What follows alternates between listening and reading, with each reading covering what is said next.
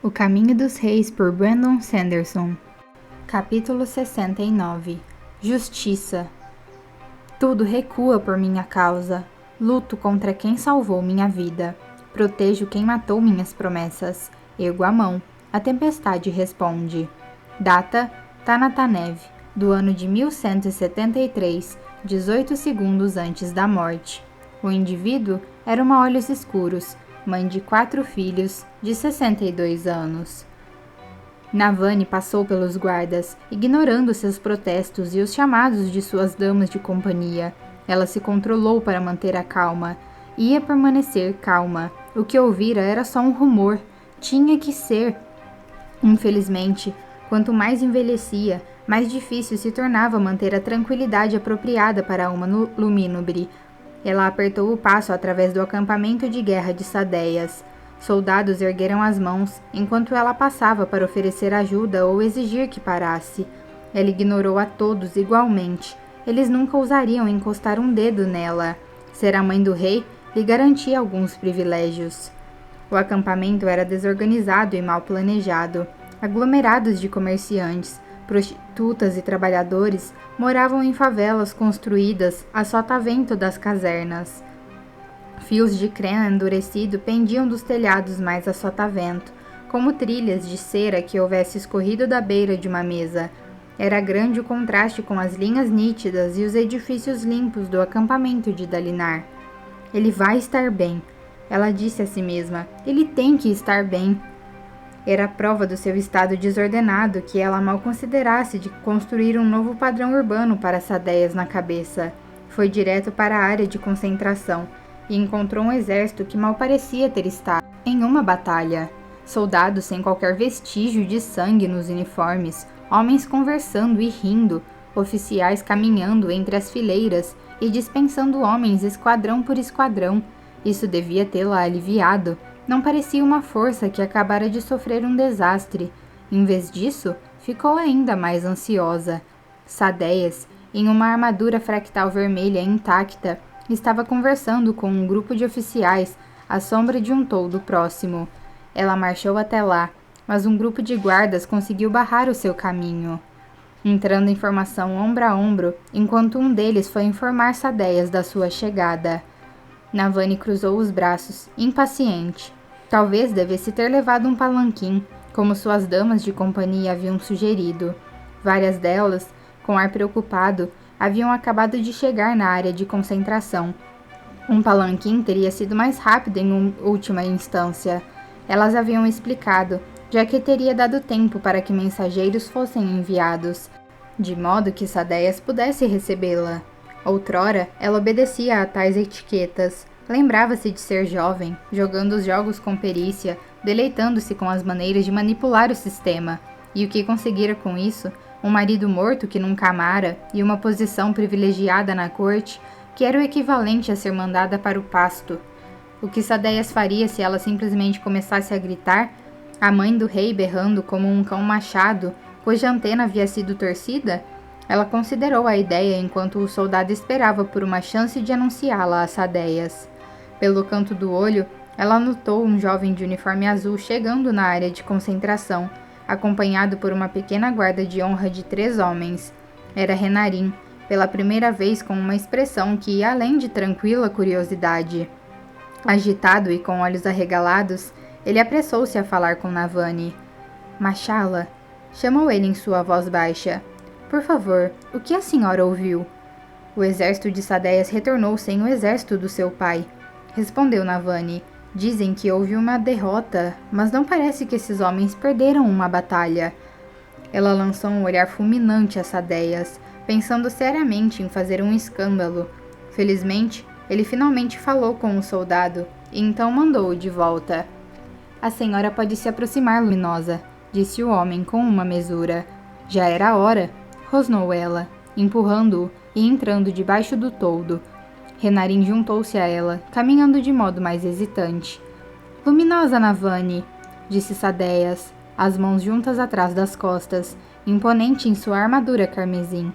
Eu esperava levar as notícias no palácio do seu filho, mas imagino que um desastre como este seja grande demais para ser contido. Expresso minhas condolências pela perda do seu irmão. Renarin arquejou baixinho. Navani se controlou, cruzando os braços, tentando aquietar os gritos de negação e dor que vieram do fundo da sua mente. Aquilo era um padrão. Ela frequentemente via padrões nas coisas.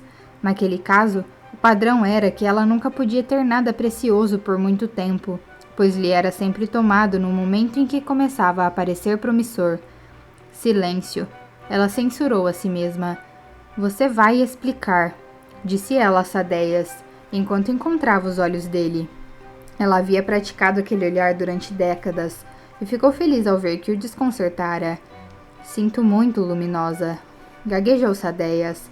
Os Parshendianos nos sobrepujaram, o exército do seu irmão. Foi tolice trabalharmos juntos. Nossa mudança de tática foi tão ameaçadora para os selvagens que eles levaram todos os soldados que puderam a essa batalha e nos cercaram. E então você deixou Dalinar? Nós lutamos muito para alcançá-lo, mas a desvantagem era grande demais. Tivemos que recuar para evitar morrer também. Eu teria continuado lutando, se não tivesse visto seu irmão tombar com meus próprios olhos, cercado por Parshendianos com martelos. Ele fez uma careta. Estavam levando pedaços da armadura fractal ensanguentada como troféus. Monstros bárbaros. Navani sentiu frio. Estava gelada, entorpecida. Como isso pôde acontecer depois de finalmente conseguir que aquele homem de cabeça dura ouvisse como uma mulher em vez de uma irmã? E agora? Ela travou o maxilar para não chorar. Eu não acredito. Entendo que as notícias sejam difíceis. Sadeias acenou para que um assistente pegasse uma cadeira para ela. Gostaria de não ter sido forçado a trazê-las para a senhora. Dalinar e eu o conhecia há muitos anos, e embora nem sempre víssemos as coisas do mesmo ângulo, eu o considerava um aliado e um amigo. Ele praguejou baixinho, olhando para leste. Eles vão pagar por isso. Vou garantir que paguem. Ele parecia tão sério que Navani começou a fraquejar. O pobre Renarin, pálido e de olhos arregalados, parecia extremamente abalado. Quando a cadeira chegou, Navani a recusou.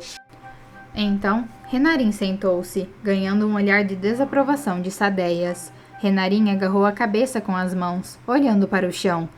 Ele estava tremendo. Ele é o grão-príncipe agora, compreendeu Navani. Não. Ele só seria o grão-príncipe se ela aceitasse a ideia de que Dalinar estava morto. E ele não estava. Não podia estar. Sadeias tinha todas as pontes, ela pensou, olhando para a serraria. Navani saiu para a luz do fim da tarde, sentindo o calor na pele. Ela caminhou até suas atendentes. Pincel, pediu a Macau, que carregava uma bolsa com as posses de Navani, o mais grosso, e minha tinta de queimar. A mulher baixa e roliça abriu a bolsa, pegando um longo pincel com uma ponta de pelos de porco tão larga quanto um polegar. Navani o pegou. A tinta veio em seguida. Ao redor dela, os guardas observavam enquanto Navani pegava o pincel e o mergulhava na tinta cor de sangue. Ela se ajoelhou e começou a pintar no chão de pedra. A arte era criação. Aquilo era sua alma, sua essência, criação e ordem. Pegava-se algo desorganizado, um respingo de tinta, uma página vazia, e construía-se alguma coisa a partir disso. Alguma coisa a partir de nada. A alma da criação. Ela sentiu lágrimas no rosto enquanto pintava. Dalinar não tinha esposa ou filhas. Não tinha ninguém para rezar por ele. Assim, Navani pintou uma oração nas próprias pedras, mandando suas assistentes buscarem mais tinta.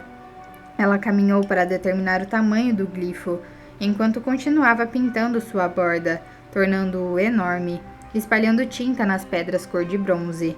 Soldados se reuniram ao redor dela, e Sadeia saiu do seu toldo, assistindo-a pintar, as costas dela voltadas para o sol, enquanto se arrastava pelo chão e furiosamente mergulhava seu pincel nos potes de tinta.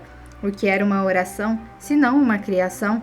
Fazer algo do nada, criar um desejo a partir do desespero, um pedido a partir da angústia, curvando-se diante do Todo-Poderoso e formando humildade a partir do orgulho vazio de uma vida humana.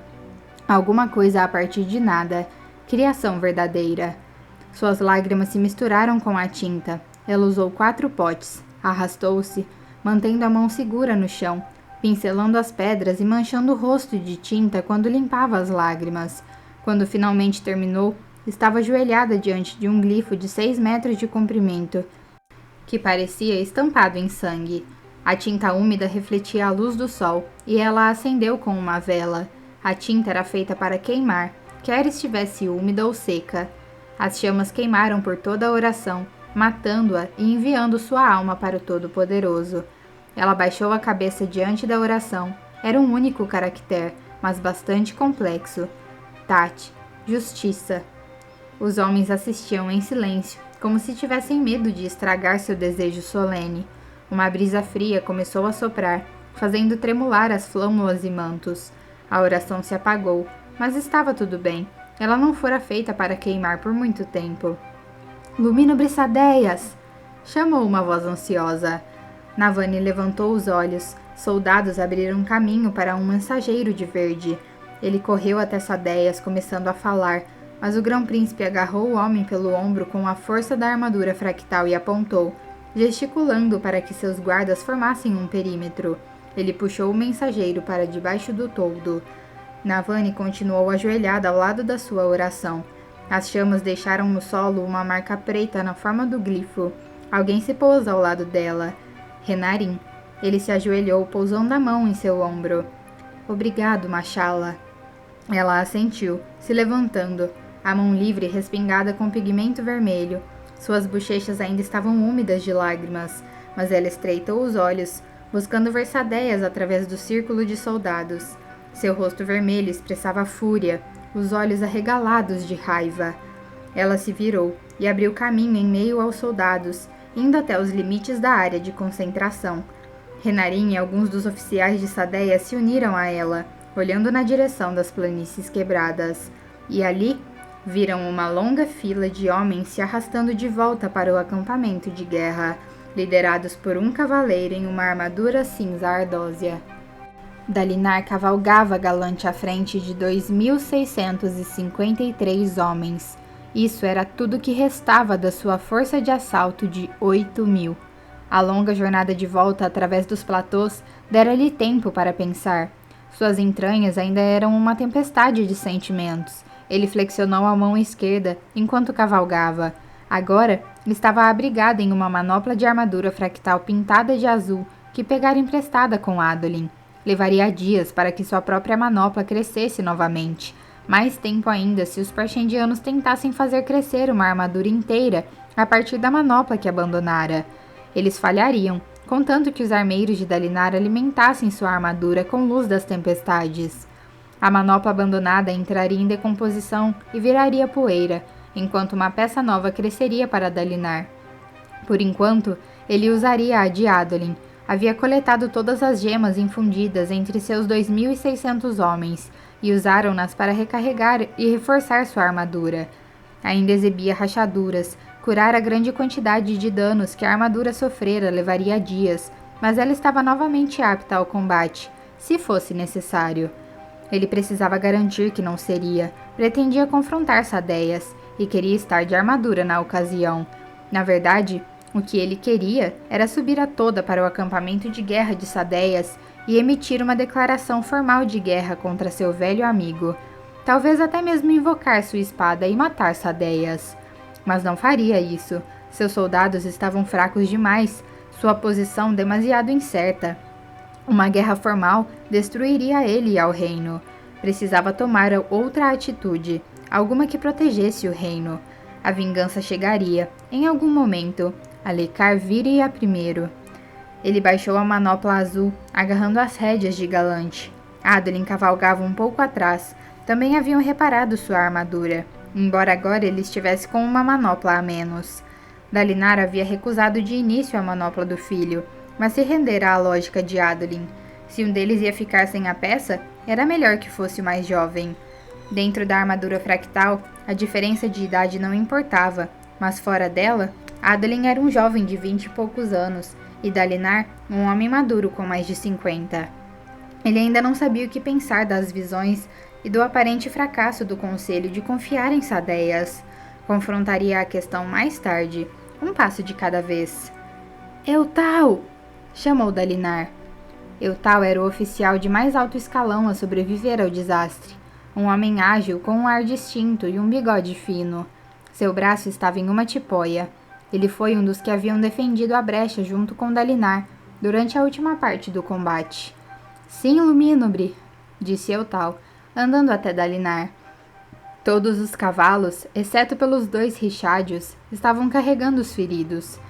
Leve os feridos para o meu acampamento de guerra. Então, mande Teleb deixar todo o acampamento em alerta. Mobilize as companhias restantes.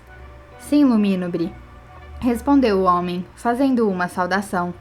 Lumínobre, para o que eles devem se preparar? Para tudo, mas com sorte para nada. Compreendo, Lumínobre, disse Eutal, partindo para cumprir as ordens. Dalinar conduziu Galante até o grupo de carregadores, ainda seguindo seu sombrio líder, um homem chamado Kaladin.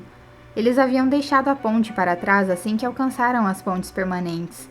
Sadeias poderia mandar apanhá-la quando quisesse.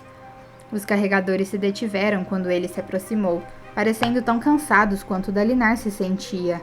Então, se organizaram em uma formação sutilmente hostil. Eles se agarravam às suas lanças, como se tivessem certeza de que ele tentaria tomá-las. Aqueles homens o salvaram, mas obviamente não confiavam nele. Estou mandando meus feridos de volta para meu acampamento, disse Dalinar. Vocês deviam ir com eles. Você vai confrontar Sadeias? Perguntou Kaladin. É preciso. Tenho que saber por que ele fez o que fez. Vou comprar a liberdade de vocês no processo. Então, vou ficar com você, decidiu Kaladin. Eu também, disse um homem de rosto aquilino ao seu lado. Logo, todos os carregadores estavam exigindo ficar. Kaladin voltou-se para eles. Eu devia mandá-los de volta. O quê? Perguntou um carregador de pontes mais velho, com a curta barba grisalha. Você pode se arriscar, mas nós não podemos? Temos homens lá no acampamento de Sadeias. Precisamos tirá-los de lá. No mínimo, precisamos permanecer juntos, seguir até o fim. Os outros concordaram. Mais uma vez, Dalinar ficou impressionado com a disciplina deles. Cada vez mais, estava certo de que Sadeias nada tinha a ver com aquilo. Era o homem na liderança. Embora seus olhos fossem castanho escuros, ele se comportava como um lumínobre. Bem, se não queriam partir, Dalinar não ia forçá-los. Continuou a cavalgar, e logo, cerca de 1000 dos soldados de Dalinar se separaram do grupo e marcharam para sul, rumo ao seu acampamento de guerra. O resto deles continuou na direção do acampamento de Sadeias. Enquanto se aproximavam, Dalinar percebeu uma pequena multidão reunida no abismo final. 2 figuras em particular se destacavam na frente, Renarin e Navani. O que eles estão fazendo no acampamento de guerra de Sadeias? Indagou Adolin, sorrindo mesmo com a fadiga, conduzindo puro sangue para junto de Dalinar. Não sei, respondeu Dalinar, mas que o Pai das Tempestades os abençoem por terem vindo. Ao ver seus rostos a recebê-lo, ele começou a sentir, finalmente, que havia sobrevivido aquele dia. Galante cruzou a última ponte. Renarin estava lá esperando, e Dalinar regozijou-se. Por uma vez na vida, o garoto estava demonstrando felicidade abertamente. Dalinar desceu da cela e abraçou o filho. Pai, o senhor está vivo! Adolin riu, descendo da própria cela, a armadura estalando. Renarin saiu do abraço e agarrou Adolin pelo ombro, batendo de leve na armadura fractal com a outra mão, sorrindo de orelha a orelha. Dalinar também sorriu, desviando o olhar dos irmãos para se voltar para Navani. Ela estava com as mãos unidas na frente do corpo, uma sobrancelha levantada. Estranhamente, seu rosto trazia algumas manchas de tinta vermelha. Você nem chegou a ficar preocupada, não é mesmo? Disse ele. Preocupada? Perguntou ela. Seus olhos se encontraram e, pela primeira vez, ele reparou como estavam vermelhos. Fiquei apavorada. Então, Dalinar a agarrou em um abraço. Teve que tomar cuidado por conta da armadura fractal, mas as manoplas deixaram-no sentir a seda do vestido dela. E a falta do elmo fez com que sentisse o doce perfume floral do seu sabonete. Ele a abraçou o mais apertado que ousou, curvando a cabeça e pressionando o nariz no cabelo dela. Parece que você sentiu minha falta, observou ela afetuosamente. As pessoas estão vendo, vão comentar. Não me importo. Parece que você sentiu muito a minha falta. No campo de batalha, disse ele com voz rouca. Pensei que fosse morrer e percebi que estava tudo bem. Ela se afastou, parecendo confusa. Passei tempo demais me preocupando com o que as pessoas pensam na Vani. Quando achei que minha hora tinha chegado, entendi que toda aquela preocupação havia sido em vão. No final, estava feliz com a maneira como vivia minha vida. Ele olhou para ela, então abriu mentalmente sua manopla direita, deixando que caísse no chão com um tinido. Estendeu a mão calejada, envolvendo o queixo dela. Só lamentei duas coisas. Uma foi você, a outra, Renarin. Então está dizendo que poderia morrer e estaria tudo bem? Não. Estou dizendo que encarei a eternidade e vi paz nela. Isso vai mudar a maneira como vivo. Sem toda aquela culpa? Ele hesitou. Do jeito que eu sou, duvido que vá me livrar de tudo. O fim era pacífico, mas viver é uma tempestade. Ainda assim, agora vejo as coisas de modo diferente. Está na hora de deixar de ser manipulado por mentirosos. Ele levantou os olhos para o cume acima, onde mais soldados de verde estavam se reunindo. Não paro de pensar em uma das visões, sussurrou ele. A última, onde encontrei no Radon. Ele rejeitou minha sugestão de escrever sobre sua sabedoria. Há alguma coisa ali, algo que preciso aprender. O quê? Perguntou Navani. Ainda não sei, mas estou perto de descobrir. Ele a abraçou novamente, a mão em sua nuca, sentindo o cabelo dela. Gostaria que a armadura sumisse para que o metal não fosse uma barreira entre eles. Mas ainda não era hora para isso. Relutantemente, ele a soltou, voltando-se para o lado, onde Renarin e Adolin olhavam para os dois com certo constrangimento. Seus soldados fitavam o exército de Sadeias, que estava se reunindo no cume. Não posso deixar que isso se torne um massacre, pensou Dalinar, pegando do chão a manopla caída e calçando-a. As correias se apertaram, conectando-a ao resto da armadura, mas também não vou me esgueirar de volta ao meu acampamento sem confrontá-lo. Descobriria pelo menos o propósito da traição. Tudo estava indo tão bem. Além disso, havia a questão da sua promessa aos carregadores. Dalinar caminhou ladeira acima, o manto azul coberto de sangue voejando atrás dele. Adolin o seguia de um lado, com a armadura tilintando, e Navani acompanhava seu passo do outro. Renarin o seguia, assim como as 1.600 tropas restantes de Dalinar. Pai, chamou Adolin, fitando as tropas hostis. Não invoque sua espada. Isso não vai acabar em luta. Sadeias abandonou vocês, não foi? Perguntou Navani em voz baixa, os olhos ardendo de raiva. Ele não nos abandonou apenas, cuspiu Adolin. Ele preparou uma armadilha para nós, depois nos traiu. Nós sobrevivemos, disse Dalinar com firmeza. O caminho adiante estava ficando mais nítido. Ele sabia o que tinha que fazer. Ele não vai nos atacar aqui, mas pode tentar nos provocar. Mantenha sua espada em névoa, Adolin, e não deixe que nossas tropas cometam nenhum erro. Os soldados de verde abriram caminho com relutância, portando lanças hostis. Ao lado, Kaladin e seus carregadores caminhavam perto da vanguarda da força de Dalinar. Adolin não invocou sua espada, embora fitasse com desprezo as tropas de Sadeias ao redor. Os soldados de Dalinar deviam estar nervosos de se verem novamente cercados pelo inimigo, mas seguiram-no até a área de concentração. Sadeias estava esperando logo à frente. O traiçoeiro grão-príncipe os esperava com os braços cruzados, ainda vestindo sua armadura fractal, um cabelo preto e encaracolado balançando ao vento. Alguém havia queimado um enorme glifo Tat nas pedras ali perto, e Sadeias estava bem no seu centro. Justiça. Havia algo magnificamente apropriado no fato de Sadeias estar parado ali, pisando na justiça. Dalinar, velho amigo, exclamou Sadeias. Parece que superestimei as probabilidades contra você. Peço desculpas por recuar quando ainda estava em perigo, mas a segurança dos meus homens vem em primeiro lugar. Tenho certeza que compreende. Dalinar parou a uma curta distância. Os dois se encararam, os seus exércitos tensos. Uma brisa fria sacudiu todo atrás de Sadeias. Mas é claro, respondeu Dalinar, a voz calma. Você fez o que tinha que fazer.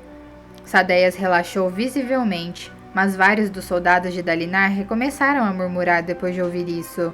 Adolin silenciou-os com olhares severos. Dalinar se virou, acenando para que Adolin e seus homens recuassem. Navani olhou-o com uma sobrancelha arqueada, mas recuou com os outros quando ele pediu. Dalinar olhou de volta para Sadeias, e o homem, parecendo curioso, também acenou para que seus assistentes se afastassem. Dalinar caminhou até a borda daquele glifo Tat, e Sadeias avançou, até que estivessem a apenas alguns centímetros de distância. Eram da mesma altura. Tão de perto, Dalinar pensou ver a tensão e a raiva nos olhos de Sadeias. Sua sobrevivência havia arruinado meses de planejamento. Preciso saber o motivo, perguntou Dalinar, baixo demais para que outros além de Sadeias pudessem ouvir. Por causa do meu juramento, velho amigo. O quê? As mãos de Dalinar formaram punhos. Nós fizemos um juramento juntos anos atrás. Sadeias suspirou, deixando de lado a leviandade e falando abertamente. Proteger Elhokar. Proteger este reino. Era isso que estava fazendo? Nós tínhamos o mesmo propósito e estávamos lutando juntos, Sadeias. Estava funcionando. Sim, disse Sadeias. Mas agora tenho certeza de que posso vencer os Parshendianos sozinho. Tudo que fizemos juntos, posso conseguir ao dividir meu exército em dois. Um para correr na frente e uma força maior para segui-lo. Eu tive que aproveitar essa chance de tirá-lo do caminho. Dalinar, não está vendo? Gavilar morreu porque era fraco. Eu queria atacar os Parshendianos desde o início, conquistá-los. Ele insistiu em um tratado, que levou à sua morte. Agora, você está começando a agir exatamente como ele. As mesmas ideias, as mesmas maneiras de falar. Por sua causa, essas ideias começam a contaminar Elhokar. Ele se veste como você. Ele me fala dos códigos e de como talvez fosse bom aplicá-los em todos os acampamentos de guerra. Está começando a pensar em recuar. Então agora você quer que eu pense que isso foi um ato de honra? Rosnou Dalinar. De modo algum. Sadeias deu uma risada. Lutei durante anos para me tornar o conselheiro da maior confiança de Elhokar. Mas sempre havia você para distraí-lo, tendo a atenção dele, apesar de todos os meus esforços. Não vou fingir que foi só uma questão de honra, ainda que a honra fizesse parte da coisa, sim. No final, eu só queria que você sumisse. A voz de Sadeias tornou-se fria. Mas você está enlouquecendo, velho amigo. Pode me chamar de mentiroso, mas o que eu fiz hoje foi um ato de misericórdia. Uma maneira de deixar você morrer em glória, em vez de vê-lo decair cada vez mais. Ao deixar que os Parshendianos o matassem, eu protegeria Elhokar de você e lhe transformaria em um símbolo para lembrar os outros do que estamos realmente fazendo aqui. A sua morte poderia ter finalmente nos unido. Irônico se você pensar a respeito. Dalinar controlou a respiração. Era difícil não deixar que sua raiva, sua indignação o consumissem. Então me diga uma coisa. Por que não me acusar de tentativa de assassinato? Por que não me inocentar, se estava planejando me trair depois? Sadeias bufou. Bah, ninguém realmente acreditaria que você tentou matar o rei. Haveria boatos, mas não acreditariam. Culpar você rápido demais poderia pegar mal para mim. Ele balançou a cabeça. Acho que Elhokar sabe quem tentou matá-lo. Ele já me disse que sim, mas não me disse o nome. O quê? Ele sabe? Mas como? Por que não nos disse? Dalinar ajustou seus planos. Não sabia ao certo se Sadeias estava falando a verdade, mas se estivesse, aquela informação seria útil. Ele sabe que não foi você, continuou Sadeias. Isso deu para perceber, embora ele não saiba como é transparente. Culpar você teria sido inútil. Elhokar o teria defendido, e eu poderia muito bem perder a posição de grão-príncipe da informação, mas acabou me dando uma maravilhosa oportunidade de fazer com que você confiasse em mim novamente. Você deve uni-los, as visões. Mas o homem que falou com Dalinar naquelas visões estava totalmente errado. Agir com honra não havia conquistado a lealdade de Sadeias, só havia tornado Dalinar vulnerável à traição. Se fizer alguma diferença, eu gosto de você, de verdade, disse Sadeias despreocupadamente. Mas você é uma pedra no meu caminho, e mesmo sem perceber, está agindo para destruir o reino de Gavilar. Quando tive uma chance, eu aproveitei. Não foi apenas uma oportunidade conveniente, disse Dalinar. Você armou tudo, Sadeias. Eu planejei, mas estou sempre planejando. Nem sempre aproveito minhas chances. Hoje eu aproveitei. Dalinar riu, seco. Bom, você me mostrou algo hoje, Sadeias, ao tentar acabar comigo. E o que foi? Indagou Sadeias, achando graça. Mostrou que ainda sou uma ameaça. Os grão-príncipes continuavam conversando em voz baixa. Kaladin estava ao lado dos soldados de Dalinar, exausto, com os membros da Ponte 4. Sadeias lançou-lhes um olhar. Matal estava na multidão, e passara o tempo todo vigiando a equipe de Kaladin com o rosto vermelho. Provavelmente sabia que seria punido. Do mesmo modo que Lamaril, eles deviam ter aprendido. Deviam ter matado Kaladin logo no início. Eles tentaram. Pensou. Eles falharam. Não sabia o que acontecera com ele, o que acontecera com Sil e as palavras em sua cabeça. Parecia que a luz das tempestades funcionava melhor agora.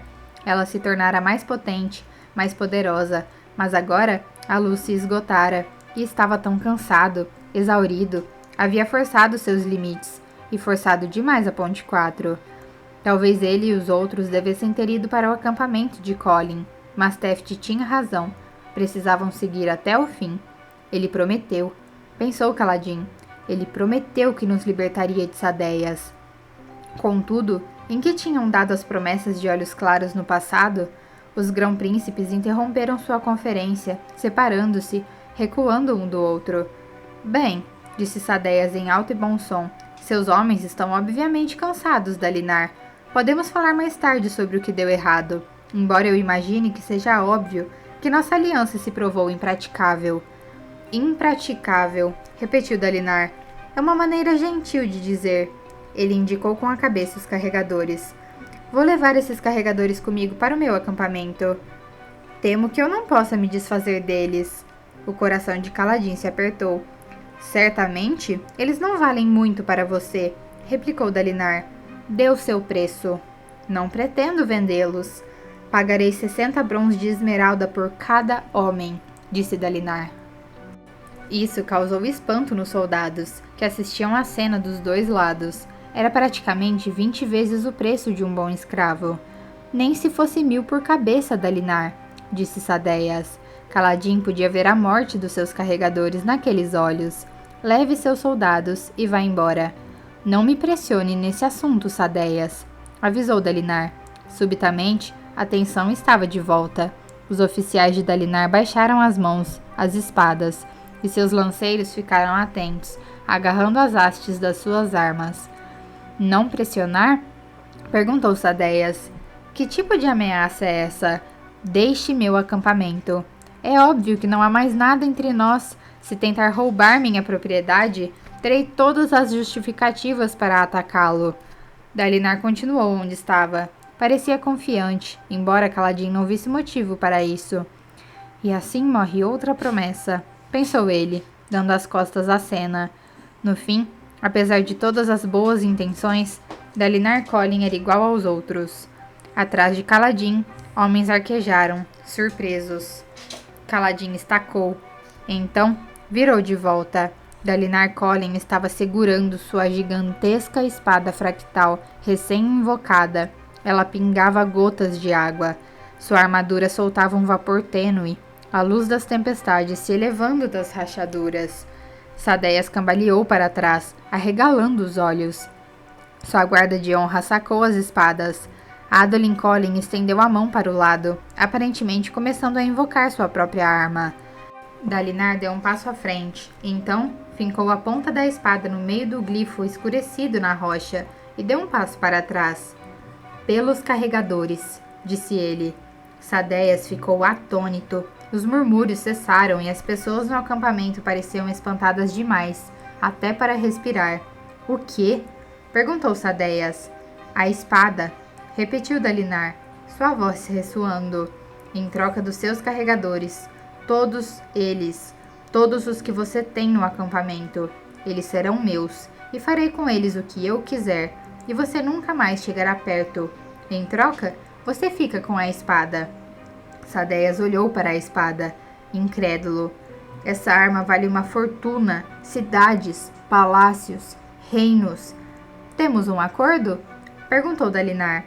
Pai, não, disse Adolin Collin, sua própria espada aparecendo em sua mão. O senhor... Dalinar levantou a mão, silenciando o mais jovem. Ele manteve os olhos em Sadeias. Temos um acordo? Repetiu ele, cada palavra perfeitamente nítida.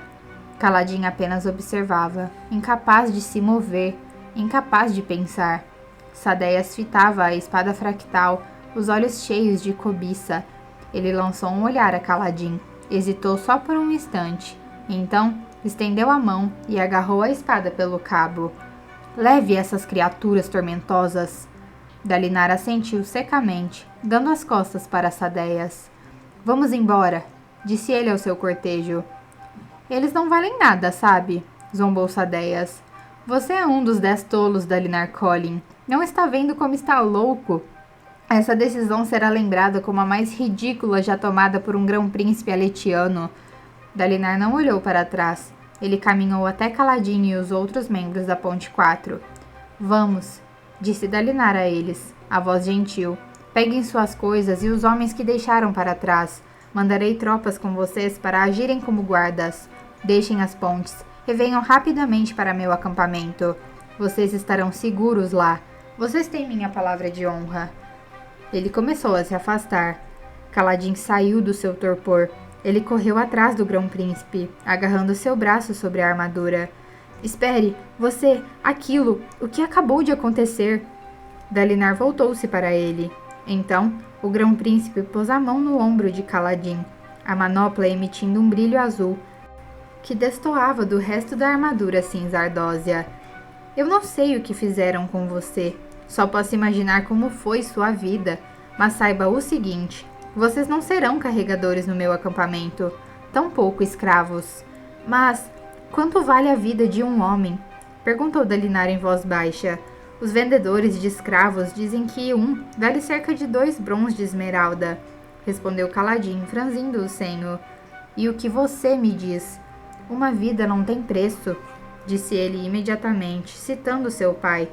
Dalinar sorriu, rugas se estendendo dos cantos dos olhos. Coincidentemente, esse é o exato valor de uma espada fractal. Então, hoje você e seus homens se sacrificaram para me comprar 2.600 vidas que não têm preço. E tudo que eu tinha para reembolsá-los era uma única espada que não tem preço. Uma verdadeira pechincha. Você realmente acha que fez um bom negócio, não é? Disse Kaladin perplexos. Dalinar sorriu de uma maneira bastante paternal. Pela minha honra? Sem dúvida alguma. Vá e leve seus homens para a segurança, soldado. Mais tarde esta noite, terei algumas perguntas para você. Kaladin olhou para Sadeias, que segurava sua nova espada com um ar reverente. Você disse que cuidaria de Sadeias. Era isso que pretendia fazer? Ainda não cuidei de Sadeias, respondeu Dalinar. Cuidei de você e dos seus homens. Ainda tenho trabalho a fazer hoje. Dalinar encontrou o rei Elhokar na sala de estar do palácio. Acenou mais uma vez para os guardas do lado de fora, então fechou a porta.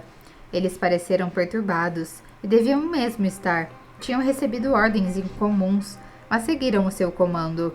Eles usavam as cores do rei, azul e dourado, mas eram homens de Dalinar, escolhidos especificamente pela sua lealdade.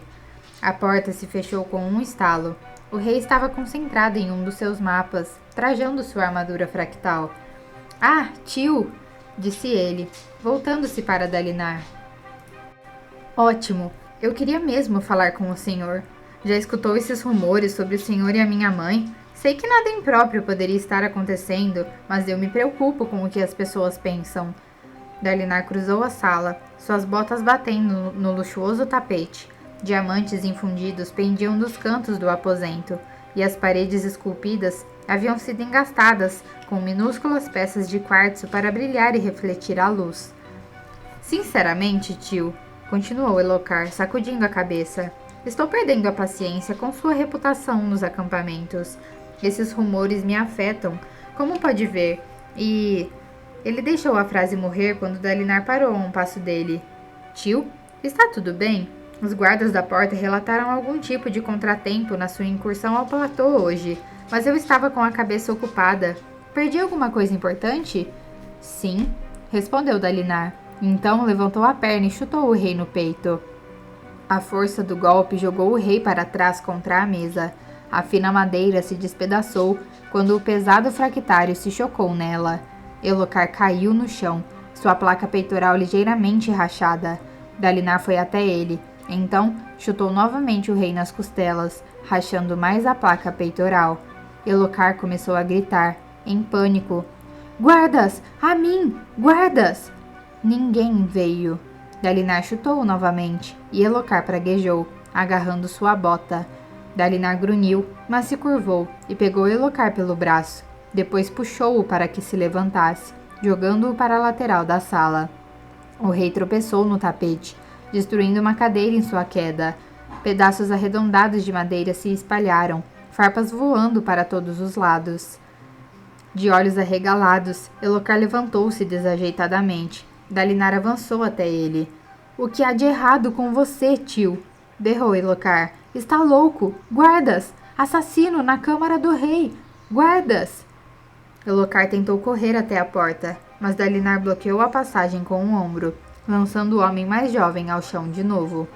Elhokar rolou, mas conseguiu se apoiar em uma das mãos e se erguer, até ficar de joelhos. A outra mão estendida e envolta em névoa, enquanto ele invocava sua espada.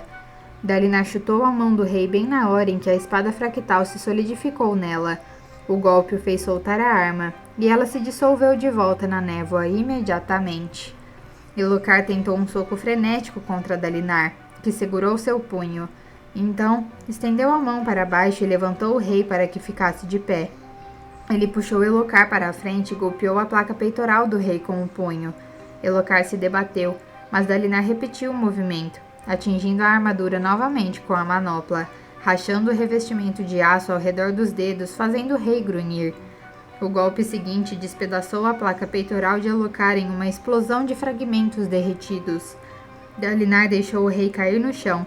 Elhokar lutou para se levantar de novo, mas o peitoral era um foco para o poder da armadura fractal, e perdê-lo deixava as pernas e braços pesados. Ele se ajoelhou diante do rei, que se contorcia. A espada fractal de Elhokar formou-se novamente. Mas Dalinar agarrou o punho do rei e esmagou-o contra o chão de pedra, soltando a espada outra vez. Ela desapareceu na névoa. Guardas! Guinchou Elhokar. Guardas! Guardas! Guardas! Eles não vão vir, Elhokar, disse Dalinar em voz baixa. São meus homens, e ordenei que não entrassem, nem deixassem ninguém entrar. Independentemente do que ouvissem, mesmo que isso incluísse pedidos de socorro da sua parte. Elhokar se calou. Eles são meus homens, Elhokar, repetiu Dalinar. Eu os treinei, eu os coloquei aqui. Eles sempre serão leais a mim. Por que, tio? O que o senhor está fazendo? Por favor, me diga. Ele estava quase chorando. Dalinar se inclinou, se aproximando bastante para sentir o hálito do rei. A correia do seu cavalo durante a caçada, disse Dalinar em voz baixa. Foi você que a cortou, não foi? Os olhos de Elhokar se arregalaram ainda mais. As celas foram trocadas antes que você chegasse ao meu acampamento, continuou Dalinar. Você fez isso porque não queria arruinar sua cela favorita quando ela se soltasse do cavalo. Você planejou tudo. Você fez acontecer. Por isso tinha tanta certeza de que a correia foi cortada. Elhokar assentiu, se encolhendo. Alguém estava tentando me matar, mas vocês não acreditavam. Eu tive medo que fosse o senhor, então eu decidi, Você cortou a própria correia, disse Dalinar, para criar um atentado visível e óbvio contra a sua vida, algo que faria com que eu ou Sadeias investigássemos. Elhokar hesitou. Então, assentiu novamente. Dalinar fechou os olhos, expirando lentamente. Você não percebe o que fez, Elhokar? Lançou suspeitas sobre mim em todos os acampamentos. Você deu a Sadeias uma oportunidade de me destruir. Ele abriu os olhos, encarando o rei. Eu precisava saber, sussurrou Elhokar. Não podia confiar em ninguém. Ele gemeu sob o peso de Dalinar.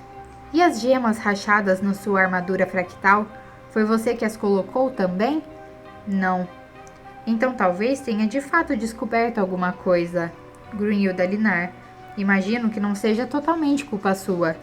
Então vai me deixar levantar? Não. Dalinar se inclinou mais ainda. Ele pôs a mão no peito do rei. Elhokar parou de resistir, encarando-o, aterrorizado.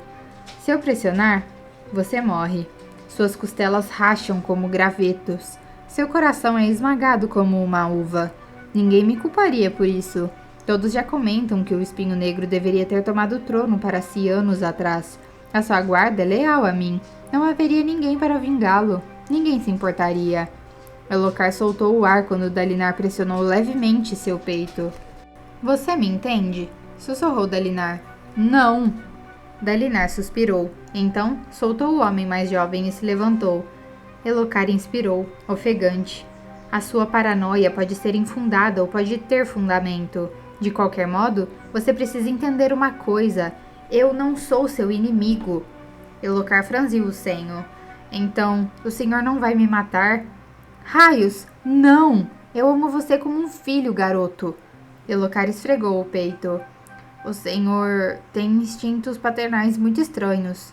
Passei anos seguindo você, disse Dalinar. Dei-lhe minha lealdade, minha devoção e meu conselho. Jurei lealdade a você, prometendo a mim mesmo, jurando que nunca cobiçaria o trono de Gavilar. Tudo para manter meu coração leal. Apesar de tudo isso, você não confia em mim?